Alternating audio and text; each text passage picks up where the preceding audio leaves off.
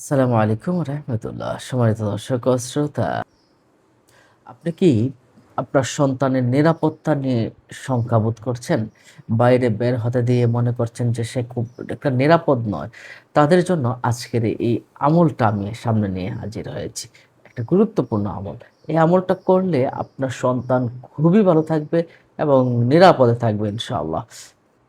আল্লাহ পাক রব্বুল আলামিনের একটি নাম আছে, ইয়া রাকিবু।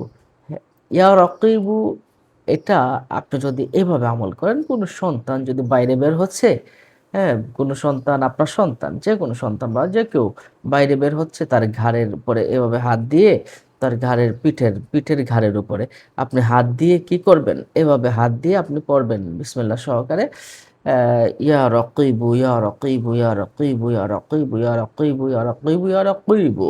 এবার ৭ বার পড়বেন। একদম সে সারাটা দিন যেথায় যাবে, যেখানে যাবে, সে নিরাপদে থাকবে ইনশাআল্লাহ। আবার নিশ্চয় বুঝতে পারছেন। আবার যারা আপনার সন্তান অশান্ত, অবাধ্য, তাহলে কি করবেন? মাথায় এভাবে হাত দিয়ে ৭ বার আপনি ইয়া ওয়াদুদু, ইয়া ওয়াদুদু, ইয়া ওয়াদুদু ৭ বার পড়বেন, ফু দিবেন।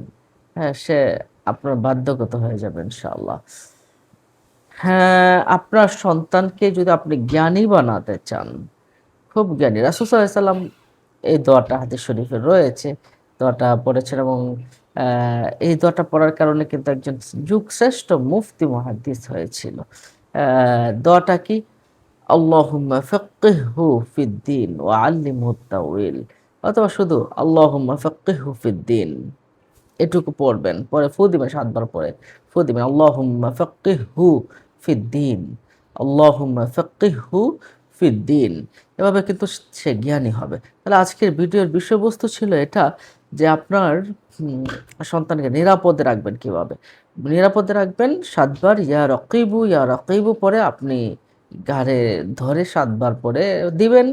ফু দিতে পারেন, ফু দিলেও হবে, না দিলেও হবে। তো কি হবে? সে সম্পূর্ণরূপে নিরাপদে থাকবে ইনশাআল্লাহ। সম্মানিত দর্শক ও শ্রোতা, যারা আমার এই ভিডিওটা পেয়েছেন, অন্যকে জানাতে শেয়ার করে দিবেন। এমন ধরনের ভিডিও পেতে চ্যানেলটিকে সাবস্ক্রাইব করে রাখুন। পরবর্তী ভিডিও পেতে আমাদের সাথেই থাকুন। আসসালামু আলাইকুম রহমতুল্লাহ।